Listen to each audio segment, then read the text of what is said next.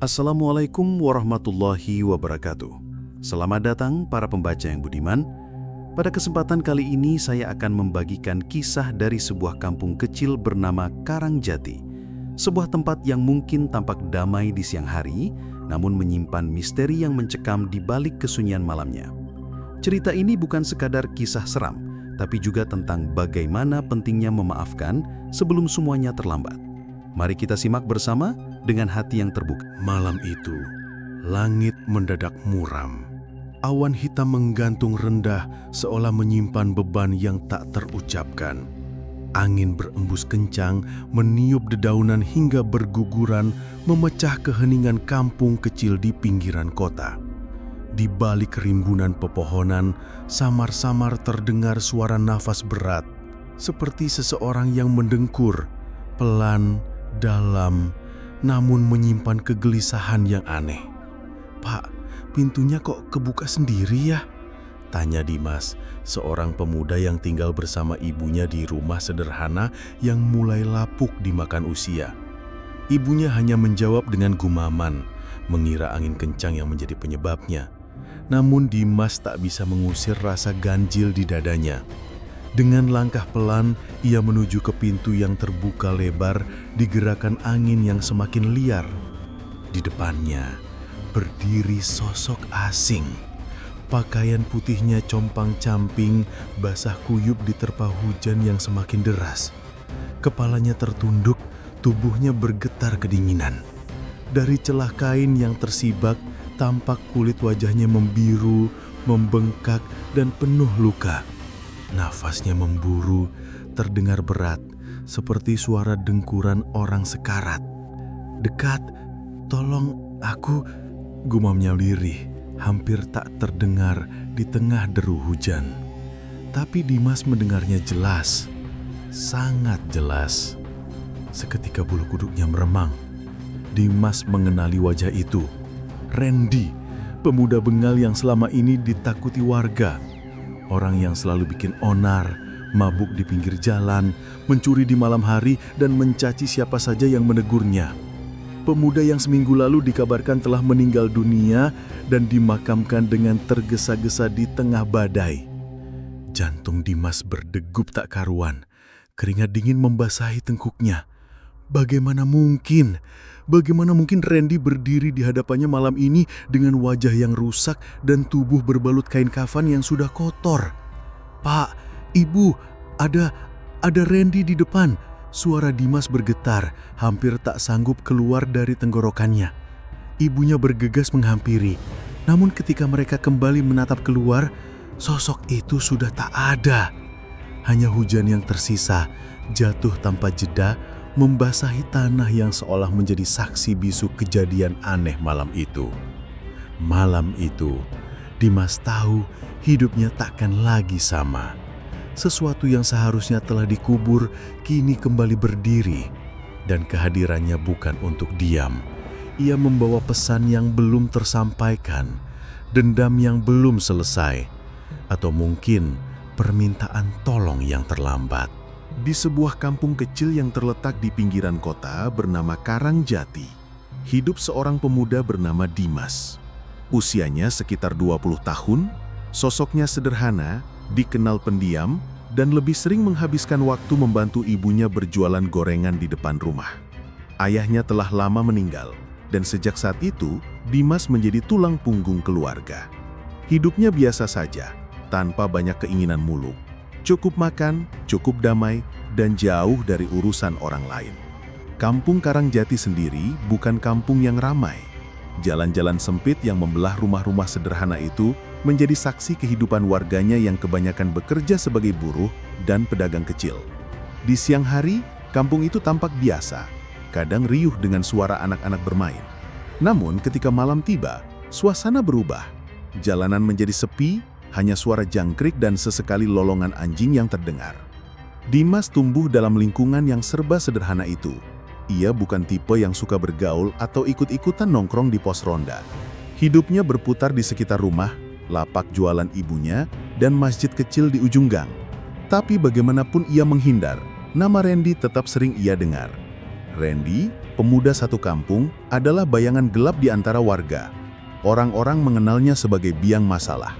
Hampir tiap malam, Randy dan kawan-kawannya mabuk di pinggir jalan, berjudi sampai pagi, dan tak jarang membuat keributan.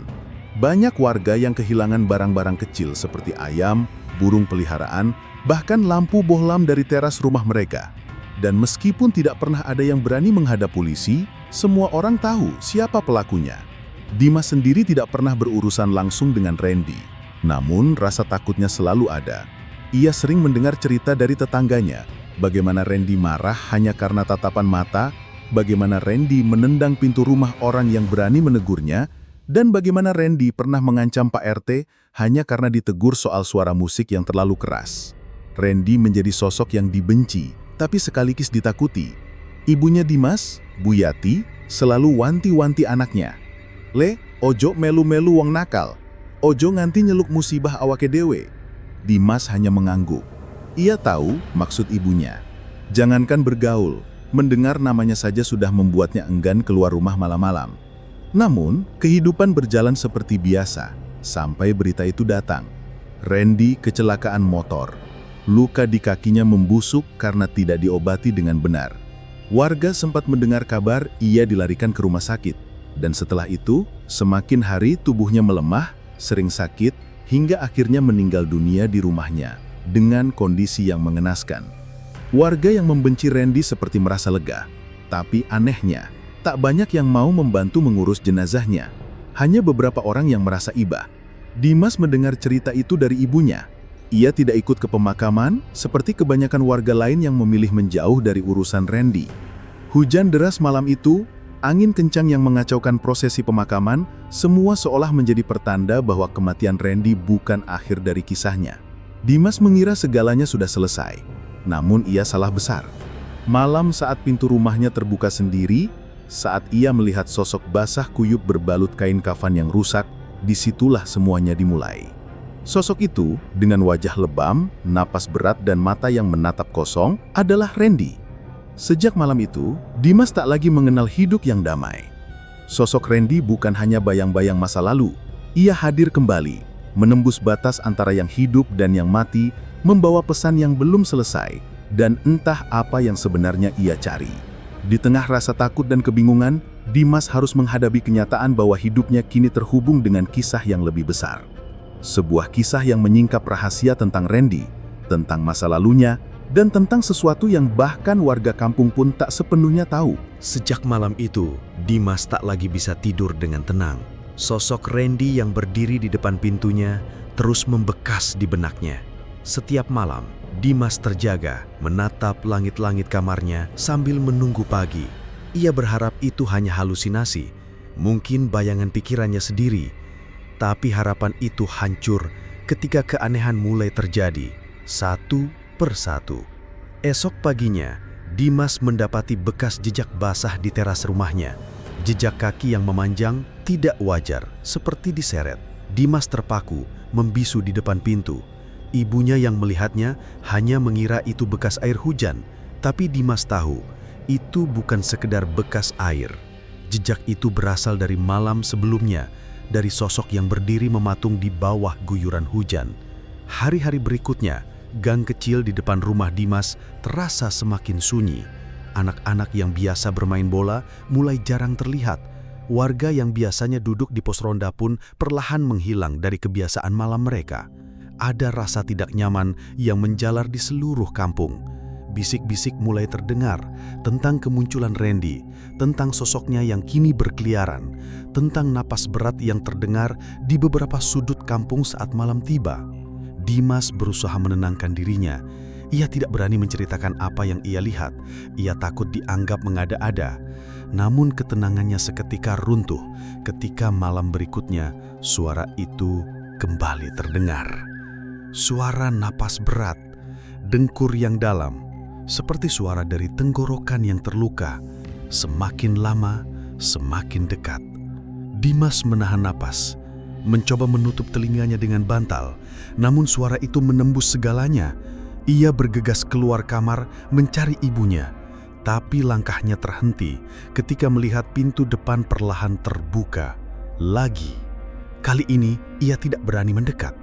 Dari sela-sela pintu terlihat sosok itu lagi, Randy, dengan wajah lebam, mata melotot, mulut menganga.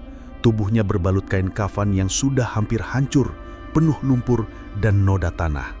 Namun yang membuat Dimas benar-benar gemetar adalah ketika sosok itu mengangkat tangan kanannya, menunjuk lurus ke arah Dimas, lalu bibirnya bergerak pelan mengucap lirih, "Ikuti aku." Dimas mundur perlahan, tubuhnya gemetar hebat. Ia menutup pintu dengan terburu-buru dan menguncinya rapat-rapat. Tapi suara napas berat itu masih terdengar di balik pintu. Dimas memanggil ibunya, berusaha menjelaskan, namun lidahnya kaku, kata-kata tercekat. Ibunya menenangkan Dimas, mengira putranya hanya ketakutan karena cerita-cerita yang berkembang di kampung. Namun, malam itu, Dimas tahu apa yang ia lihat. Ia yakin ini bukan hanya cerita, ini nyata. Keesokan paginya, Dimas mencoba mengabaikan semuanya, mencoba kembali berjualan gorengan bersama ibunya. Tapi saat ia membuka lapaknya, ia menemukan sebuah batu kecil di atas meja dagangan dengan secarik kertas yang basah tertempel di atasnya. Di kertas itu hanya tertulis 2 kata yang membuatnya nyaris pingsan. "Ikuti aku." Tak ada yang tahu siapa yang meletakkannya, tak ada yang melihat siapa yang datang, tapi Dimas tahu ini bukan kebetulan. Di sisi lain, cerita tentang Randy semakin menyebar. Beberapa warga mulai mengaku mengalami hal serupa.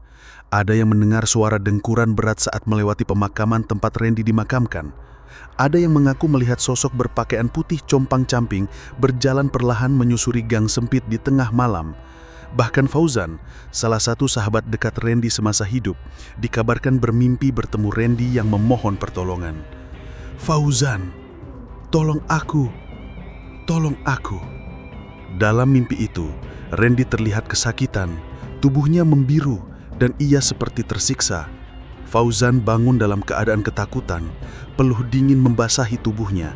Namun ketakutan itu berubah menjadi horor nyata ketika Fauzan mengaku saat ia membuka matanya, sosok pocong dengan wajah Randy berdiri tepat di sudut kamarnya, mengeluarkan suara napas berat yang sudah sangat familiar.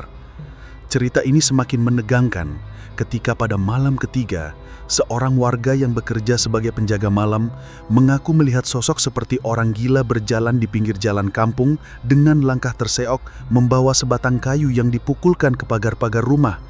Sosok itu menyeret kaki kirinya yang luka dan wajahnya, meskipun samar, terlihat seperti Randy. Penjaga malam itu mengaku nyaris pingsan ketika sosok tersebut menoleh ke arahnya dan tersenyum dengan wajah rusak sambil terus menyeret kaki dan memukulkan kayu ke pagar, hingga akhirnya menghilang begitu saja di tikungan gang. Kampung Karangjati menjadi mencekam. Warga mulai takut keluar malam, pos ronda dibiarkan kosong. Dimas hidup dalam bayang-bayang teror yang semakin nyata. Ia mulai sadar, ini bukan tentang ketakutan semata. Sosok itu memanggilnya, mengikutinya, dan tampaknya Randy belum selesai. Ia menginginkan sesuatu. Sejak malam itu, Dimas tak lagi menemukan hari yang benar-benar tenang. Mimpi buruk menghantuinya setiap malam. Dalam tidurnya, Dimas selalu terjebak di lorong sempit kampung, dikejar oleh sosok Randy yang tertawa pelan dengan suara serak sambil terus menyeret kaki kirinya yang membusuk. Setiap kali Dimas berlari, napas berat Randy terdengar semakin dekat, dan ketika Dimas menoleh, wajah rusak itu sudah hampir menyentuhnya. Lalu ia selalu terbangun dengan tubuh bergetar, berkeringat dingin, dan dada sesak. Tapi semua itu tidak berhenti di mimpi. Beberapa hari kemudian, Dimas mulai menyadari sesuatu yang ganjil. Di depan rumahnya, ia sering menemukan sisa-sisa tanah basah, seperti tanah dari pemakaman.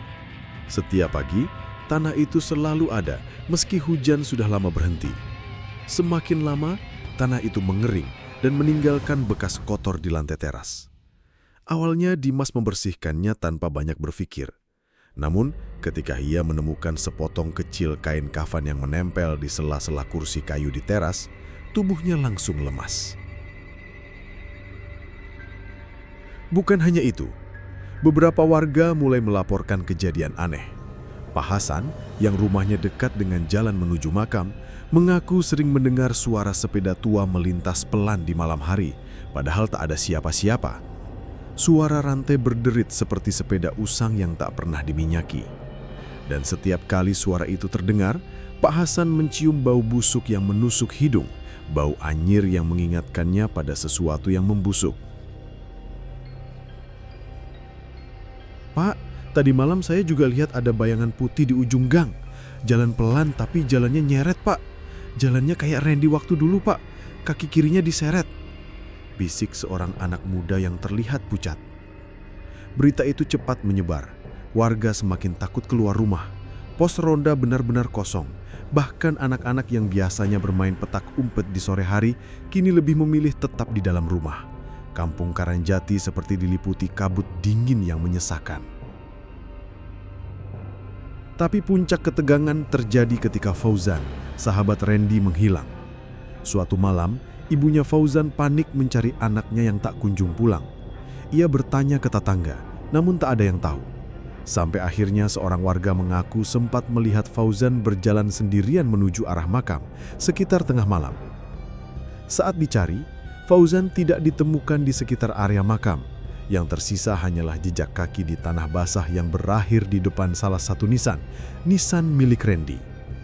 Di atas nisan itu terdapat sepotong kain kafan basah yang menempel dan di bawahnya sebuah batu kecil dengan tulisan samar, "Aku menunggu." Berita hilangnya Fauzan membuat kampung semakin kacau.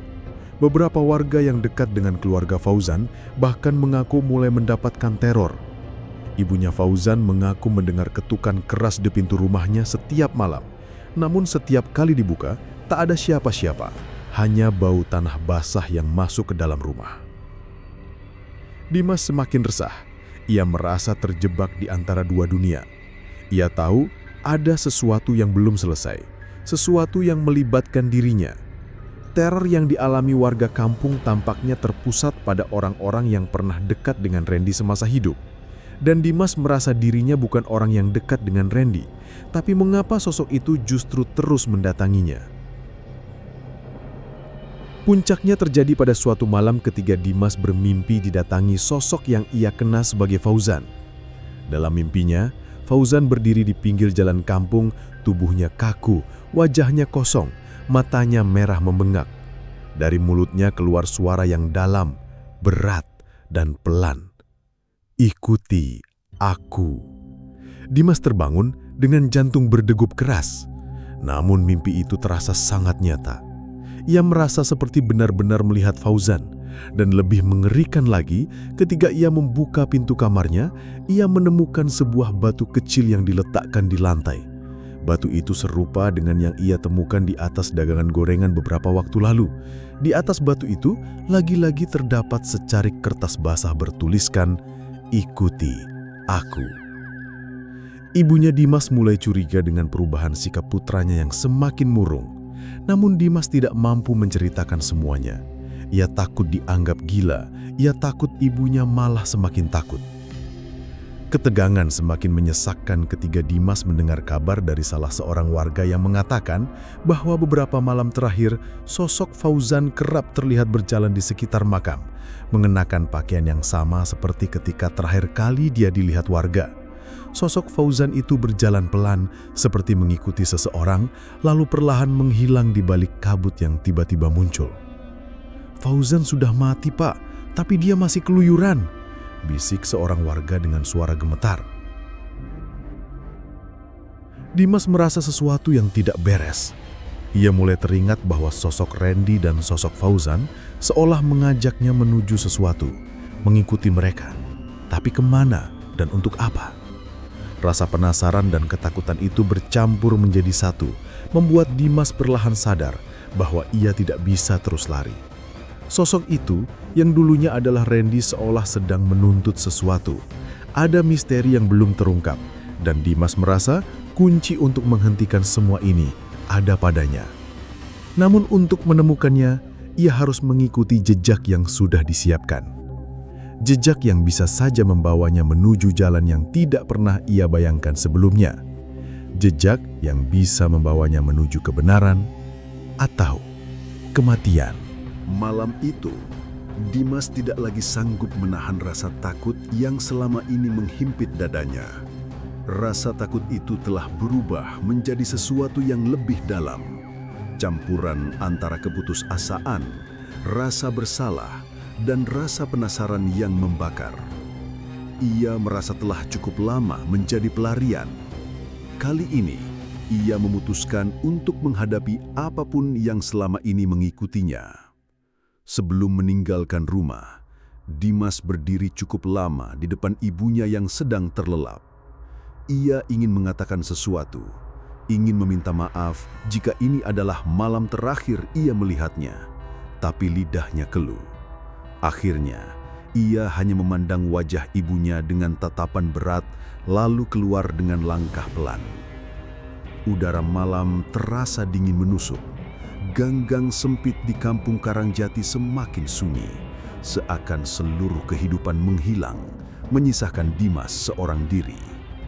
Ia berjalan perlahan menuju arah makam, mengikuti bisikan dalam hatinya yang entah kenapa terasa seperti ajakan yang tidak bisa ia tolak. Sepanjang perjalanan, Dimas mendengar suara rantai sepeda berderit, suara kayu dipukul ke pagar, dan suara napas berat yang familiar. Semua suara itu membayanginya dari belakang, seolah mengiringi langkahnya.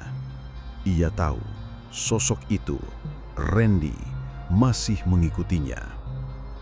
Ketika ia tiba di depan makam, suasana semakin mencekam.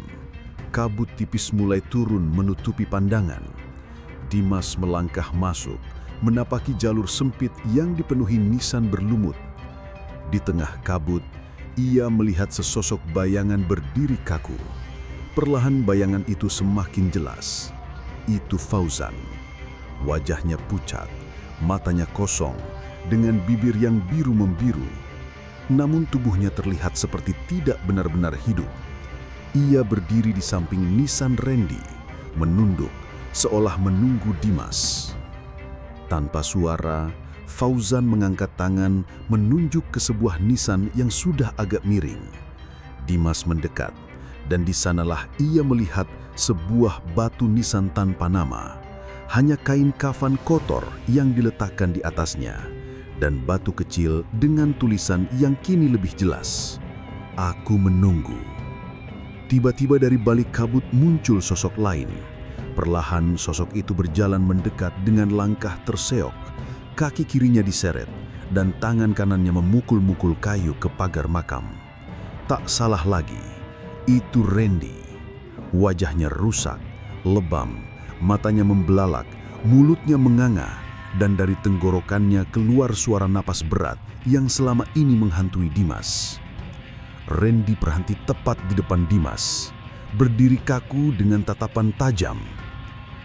Aku belum selesai, gumam Randy lirih, namun terdengar sangat jelas di telinga Dimas. Apa yang kau inginkan dariku? Tanya Dimas gemetar, mencoba menahan tubuhnya yang hampir roboh. Tolong aku terjebak, Randy melanjutkan sambil menunjuk ke batu nisan tak bernama di hadapan mereka. Dimas terdiam. Ia mulai mengingat cerita-cerita yang pernah ia dengar. Tentang warga yang menolak memaafkan Randy. Tentang bagaimana pemakaman Randy dilakukan tergesa-gesa dalam hujan badai. Tentang dendam yang belum selesai. Tentang janji yang tak sempat ditunaikan. Randy menatap Dimas dengan mata kosongnya, lalu berbisik lirih. Aku dikutuk. Aku dikunci di sini. Aku tidak tenang. Tolong aku. Dimas merasa napasnya tercekat. Ia mengerti. Randy butuh dimaafkan. Randy butuh dibebaskan. Namun tiba-tiba, kabut di sekeliling makam semakin tebal. Dari balik kabut, suara-suara aneh mulai bermunculan. Tawa serak, isakan pelan, bisikan yang saling bersahutan. sosok-sosok samar mulai bermunculan di antara nisan, mengelilingi Dimas. Mereka berbalut kain kafan yang rusak, dengan wajah-wajah luka dan mata yang kosong.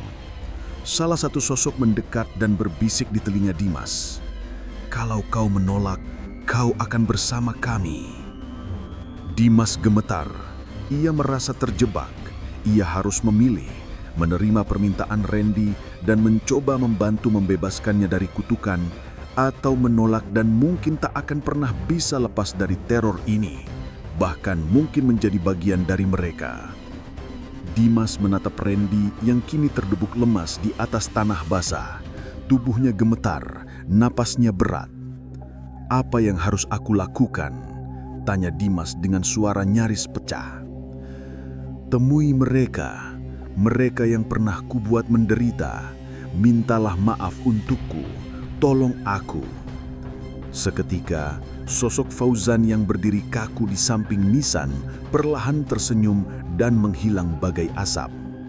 Dimas mulai sadar, ini bukan sekedar gangguan makhluk halus. Ini adalah perjalanan berat yang harus ia jalani. Randy meminta maaf, namun bukan pada Dimas, pada orang-orang yang pernah ia sakiti, pada warga yang selama ini membencinya. Dimas harus menjadi jembatan antara yang hidup dan yang mati. Ia harus menyampaikan permohonan maaf itu, dan waktu tidak banyak, karena bisikan-bisikan yang mengancamnya malam itu semakin dekat, semakin kuat, dan semakin memaksanya untuk segera memilih. Jika ia terlambat, Dimas tahu ia tak hanya kehilangan dirinya sendiri, tapi juga akan ikut terjebak bersama mereka dalam bayang-bayang kematian yang tak berusudahan.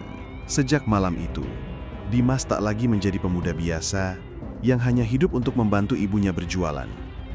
Hidupnya berubah. Ia memikul beban yang tak bisa ia bagikan pada siapapun. Beban permintaan maaf dari seorang yang telah mati. Dimas mulai mendatangi satu persatu warga yang dulu pernah menjadi korban ulah Randy.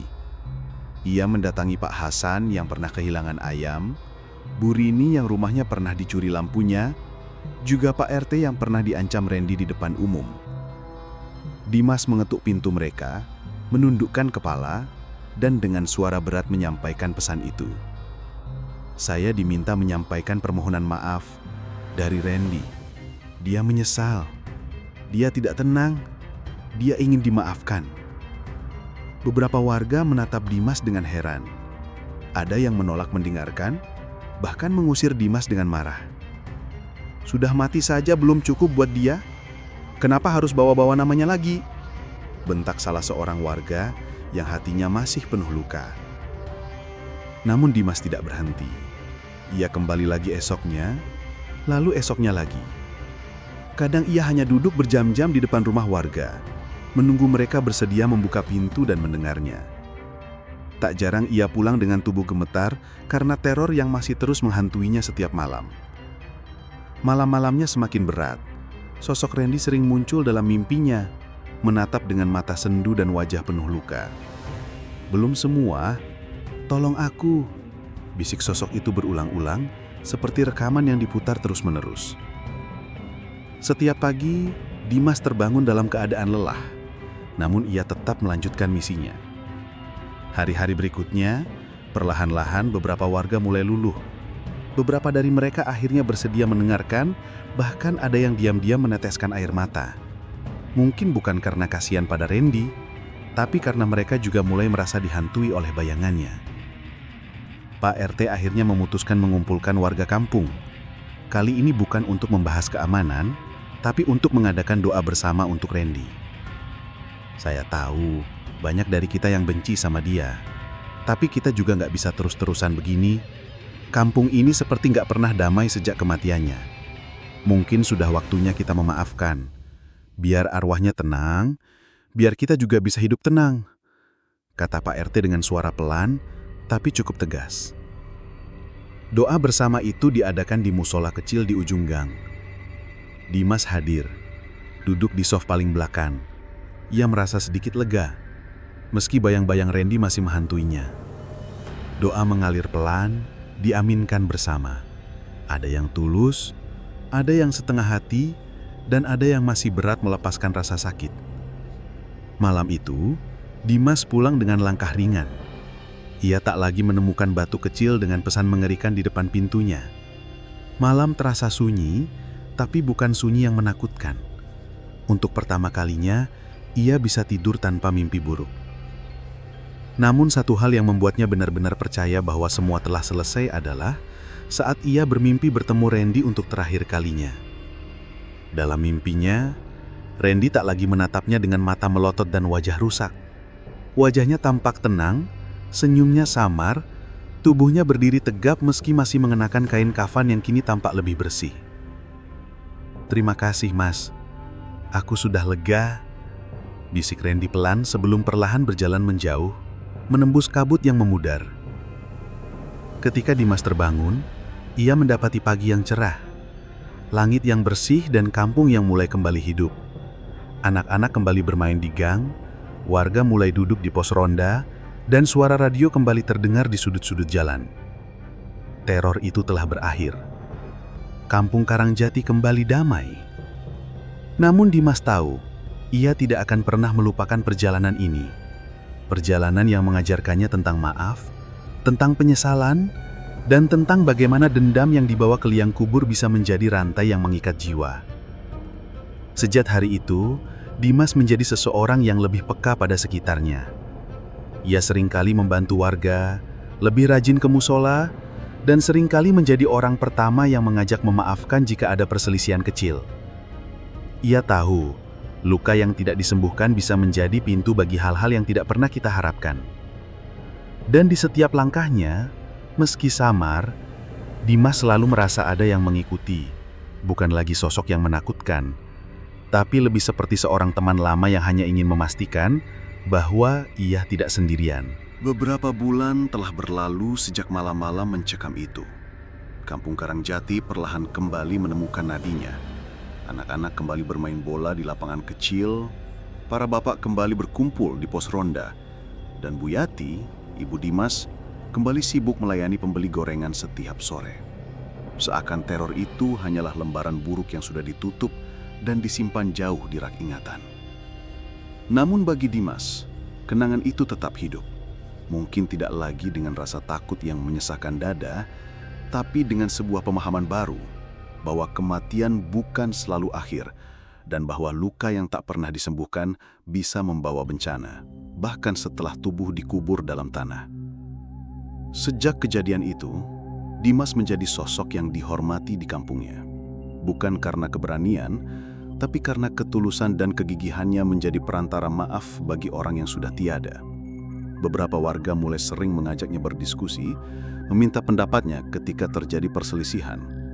Dimas dengan sabar selalu mengingatkan, kadang memaafkan bukan hanya buat orang yang kita maafkan, tapi buat diri kita sendiri, supaya kita nggak terus-terusan nyeret beban yang nggak kelihatan.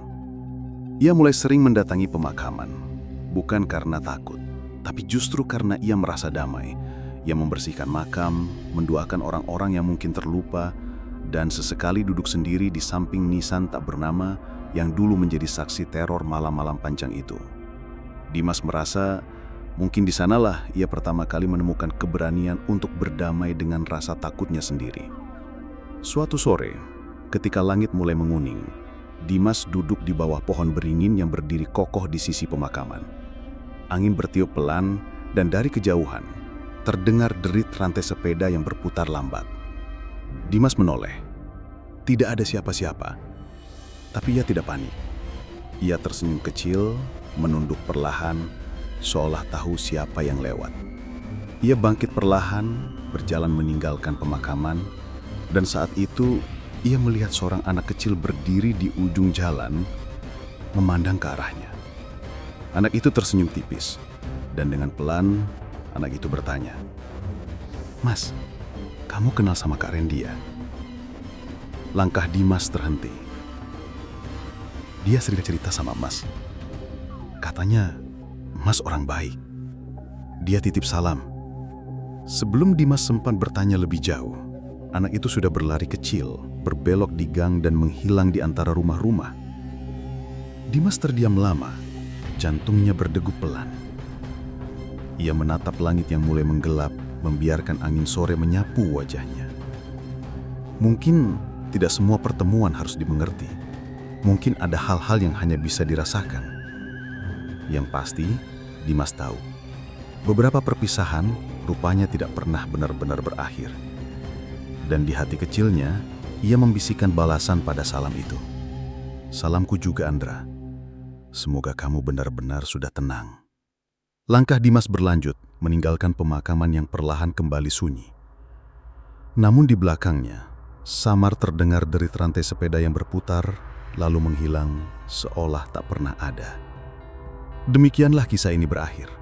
Semoga cerita ini menjadi pelajaran bagi kita semua, bahwa dendam dan penyesalan yang dibawa ke liang kubur hanya akan menjadi beban yang mengikat.